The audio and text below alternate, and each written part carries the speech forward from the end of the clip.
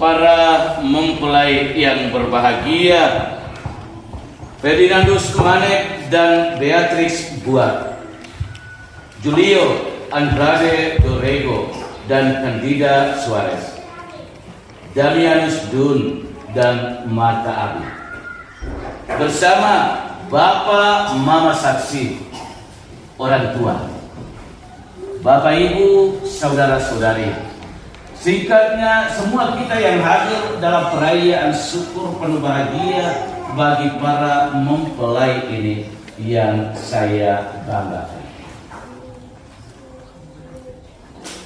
Ketiga pasangan, lihat di sini, berdiri. Damianus Dun dan Marta Abi.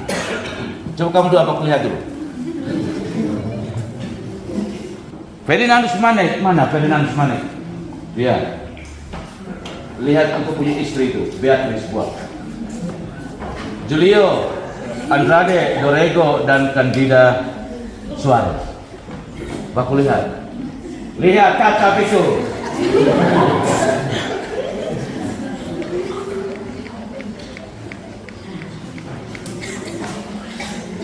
Damianus Dun, katakanlah kepada kami sekalian bahwa di depan Anda itu adalah istri Anda. Ini adalah istri saya. Benar, ini adalah istrimu. Benar. Katakan bahwa ini suamimu. Kalau memang bukan suamimu, katakan bahwa ini suami orang lain. Ya. Ini suami saya. Ini suamimu. Iya. Benar, suamimu. Benar. Benar. Ferdinandus, katakan bahwa di depanmu itu adalah istrimu. Ini adalah istri saya. Benar, istrimu. Benar. Lalu Beatrix, katakan bahwa di depanmu itu adalah suamimu. Ini adalah suami saya. Lalu yang berikut siapa ini? Julio, katakan bahwa di depanmu itu adalah istrimu yang cantik. Candida Suarez adalah istri saya yang cantik. Wah. Coba. Istri Balas. Suamiku Julio Andrade Dorrego. Yang terganteng. Adalah suami Julio Ya. yang terganteng. Iya. Baik, muka menghadap ke sini. Masih berdiri, saya belum suruh duduk.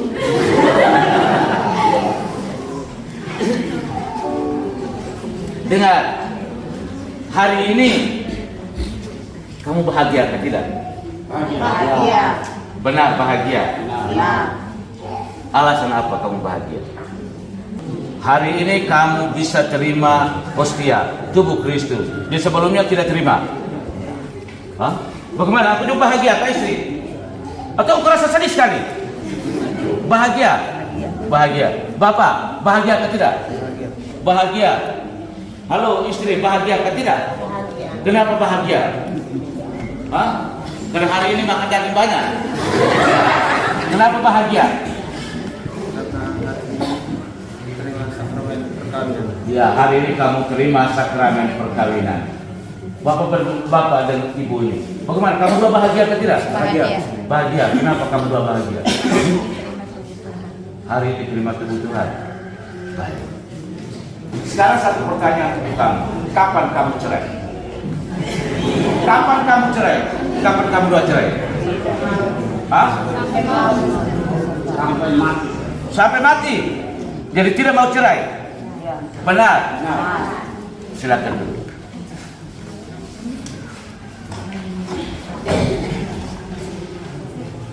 Bacaan Injil tadi sudah kita dengarkan bersama mengisahkan tentang perkawinan di mana? Di kanan. Perkawinan di Kanan. Di Kana. Dan hari ini kita merayakan perkawinan di Oiko. Perkawinan di Kana dan perkawinan di Oiko. Pasti ada perbedaan. Kalau perkawinan di Kana tadi diceritakan bahwa tuan pesta kehabisan, dia kekurangan anggur. Dan saya yakin bahwa perkawinan di Oiko pasti tidak akan kekurangan anggur. Anggur pasti selalu tetap ada.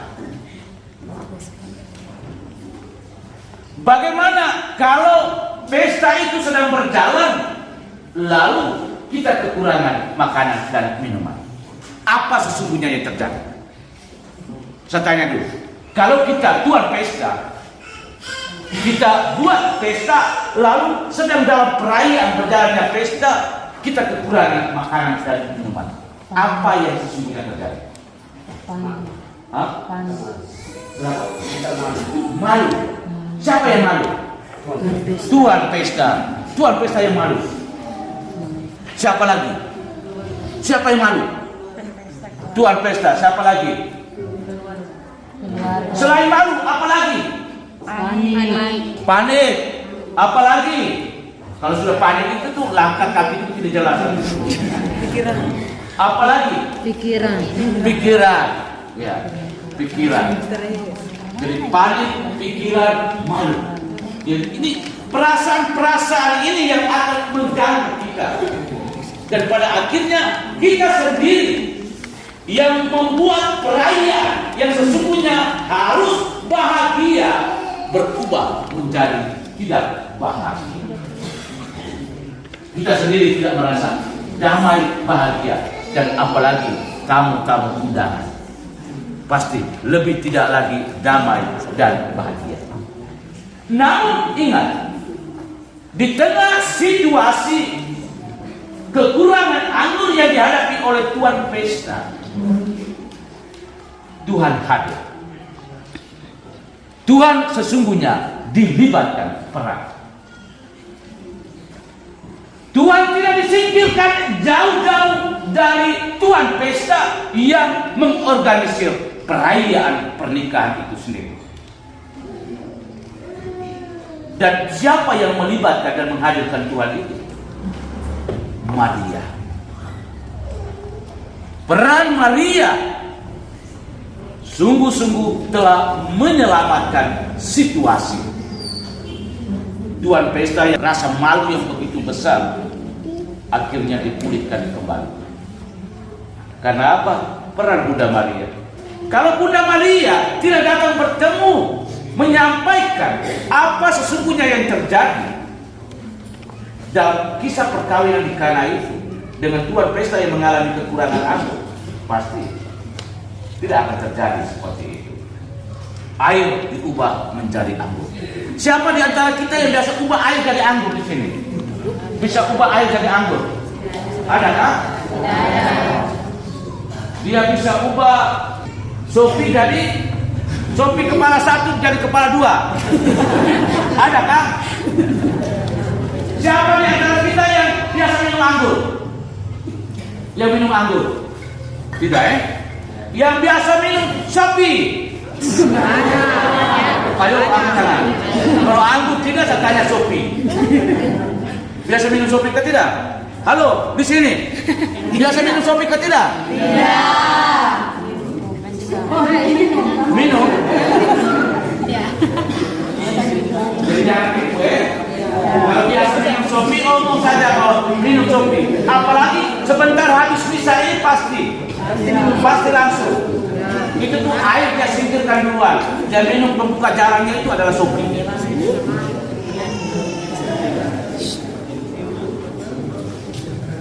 Ingat, kisah perkawinan di Kana sesungguhnya menyadarkan Anda sekalian akan peran penting kehadiran Maria dan Tuhan di dalam hidup keluarga.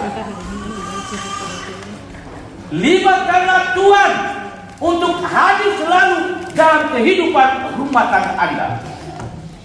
Tuhan hanya bisa hadir, tinggal dan berada bersama Anda kalau rumah tangga Anda selalu aman, damai, tentram, dan bahagia. Itu berarti bahwa segala macam percekcokan, perselisihan dan perkelahian dan hal-hal yang buruk itu selalu disingkirkan jauh dari rumah tangga Anda. Dengar baik-baik. Jadi kita mengharapkan Tuhan hadir tinggal di dalam rumah tangga kita, lalu kita sendiri tidak mau. Kita tutup pintu hati kita, kita tutup pintu rumah tangga kita. Dan cara kita menutup pintu hati kita, cara kita menutup pintu hati rumah tangga kita itu apa? Sikap perbuatan kita tadi yang tidak baik. Hari Minggu tidak mau ke gereja, kita tutup pintu hati kita. Padahal itu kesempatan beramal. Tuhan undang kita setiap hari Minggu, datang kita duduk, ambil bagian dalam perjamuan Ekaristi bersama, kita makan dan minum bersama. Ini sekarang ini kita sebentar lagi kita makan dan minum bersama dalam gereja ini, tapi umat kurang. Tetapi kalau makan minum di tenda itu dia berdua. Benarkah tidak? Benar. Lihat sebentar. Bahkan saya lewat tadi, musik sudah pang-pang. Jadi ini sebentar kita bisa lihat orang berdua. Tetapi kalau di gereja tidak ada orang.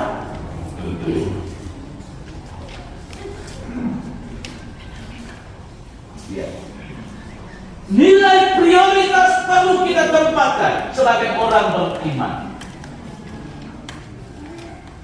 Siapa yang harus kita dahulukan? Ingat, Tuhan. Jangan pernah melupakan Tuhan. Terkadang kita hanya menempatkan Tuhan di depan kita ketika kita berada dalam situasi susah, sulit.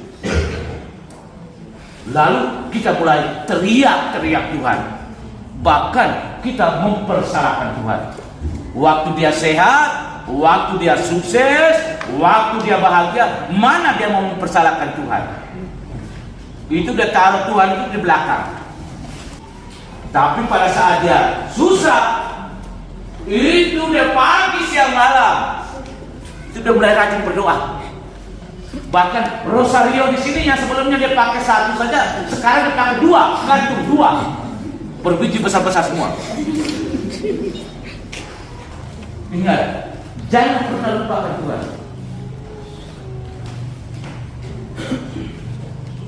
Kalau Anda sendiri tidak pernah melupakan Tuhan, maka itu otomatis pasangan Anda tidak pernah Anda lupakan. Apalagi kalau sudah jarak yang jauh yang memisahkan, kita mulai lupa Tuhan. Itu gampang sekali. Pasangan kamu, suami atau istri, kita bakal lupa. Tuhan saja kita sudah tidak hiraukan dia. Apalagi mana boleh saya mau hiraukan, peduli dengan saya punya pasangan. Pasti lebih tidak.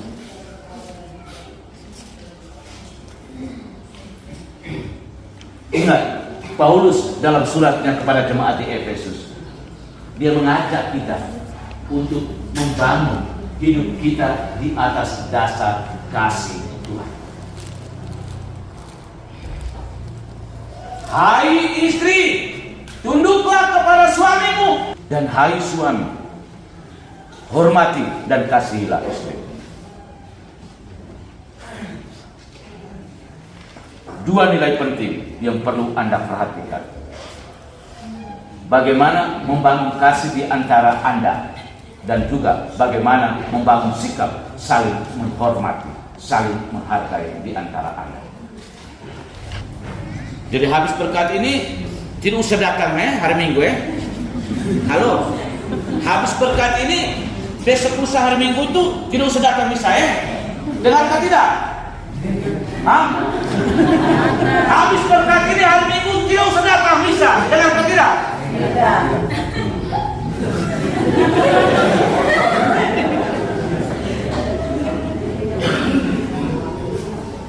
Ingat, nanti alasan macam-macam. Saya sibuk. Kita sibuk sampai lupa Tuhan. Itu bisa kita lupa diri. Dan kalau sudah lupa diri, itu hidup kita tidak akan terarah. Kita berjalan dalam keadaan yang tidak terarah, tidak terfokus. Dan kalau sudah tidak terarah, tidak terfokus, titik pijatnya juga tidak kuat. Dan itu mudah sekali kita akan jatuh. Agar bisa kuat, jangan andalkan kekuatan Anda sendiri. Kekuatan kita itu sangat terbatas. Ingat, kita butuh satu kekuatan yang melampaui kekuatan manusia, yakni Tuhan itu sendiri. Tetapi kalau kita sudah masuk dalam sikap sombong, itu kita lupa segala-galanya. Jadi ingat, kalau kita sudah sombong-sombong itu, kita lupa orang lain. Orang lain kita tidak anggap lagi. Kita hanya anggap diri sendiri. Tetapi Maria, dia kendati pun sebagai bunda pilihan Allah, menghadirkan Tuhan Yesus, tapi tidak membawa kesombongan di dalam dirinya. Dia masih mengandalkan kehebatan dan kekuatan, kuasa dari putranya. Karena itu dia datang bertemu dengan putranya. Dia mengatakan kesulitan, kesusahan yang dialami oleh Tuhan Pesta. Mereka kehabisan angin. Lalu apa jawaban dari Yesus? Saatku belum tiba. Ini seorang anak. Bagaimana menanggapi pernyataan dari ibunya? Saatku belum tiba, kamu buat apa untuk saya? Tetapi sebagai seorang ibu, dia sungguh memahami, mengerti apa maksud dan maunya dari putranya itu sendiri. Karena itu dia suruh para pelayan, isi saja tempayan-tempayan itu, lakukan saja apa yang dia perintahkan kepadamu. Dan apa yang terjadi? Air diubah menjadi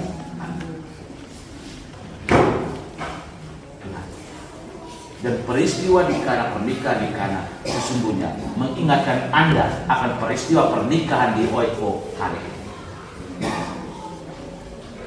Apa yang sesungguhnya terjadi pada pesta Kana juga kita harus menyadari akan peristiwa pernikahan Anda pada hari ini di Oiko. Sekali lagi, jangan lupa Tuhan. Dalam kebersamaan hidup kita, baiklah kita menjaga Anda ini bukan lagi dua, tetapi satu. Laki-laki meninggalkan orang tua keluarganya dan bersatu dengan istrinya. Dan berdua bukan lagi dua, tetapi satu daging. Karena itu, jagalah kesatuan Anda sampai mati. Bahwa dalam perjalanan membangun hidup rumah tangga pasti ada saja, ada kekurangan sana sini, sebagaimana kekurangan anggur yang terjadi dalam peristiwa pesta di Kana. Dan ingat, kekurangan-kekurangan apa yang terjadi dalam rumah tangga Anda. Jangan lupa, larilah kepada orang yang pertama, yakni Tuhan itu sendiri. Demikian juga kita yang lain, jangan lupa Tuhan. Tuhan selalu kita butuhkan. Dia selalu hadir. Hanya terkadang kehadirannya itu kita tolak dengan sikap hidup kita, tutur kata kita yang tidak baik. Dan pada akhirnya kita merasa diri kita jauh asing dari Dia. Mari kita membangun hidup iman kita yang membuat kita dan membawa diri kita lebih dekat dengan Tuhan. Kedekatan kita dengan Tuhan akan membawa kita juga dalam relasi kedekatan kita dengan sesama dimanapun kita hidup dan berada. Dan mari kita membangun kebersamaan hidup kita di lingkungan kita, di KUB kita, di stasi kita, di paroki kita, di atas dasar kasih Tuhan itu sendiri. Hanya di atas dasar kasih Tuhan kita sesungguhnya bisa menciptakan kedamaian, ketentraman, dan kebahagiaan yang bisa membawa kita untuk bekerja sama dan sama-sama bekerja membangun kerajaan Allah yang ada di dunia ini. Akhirnya saya mengucapkan Propisia dan selamat berbahagia bagi para mempelai yang hari ini sebentar lagi akan mengikrarkan janji setia untuk hidup setia sampai mati. Provisia dan selamat berbahagia. Tuhan memberkati. Amin.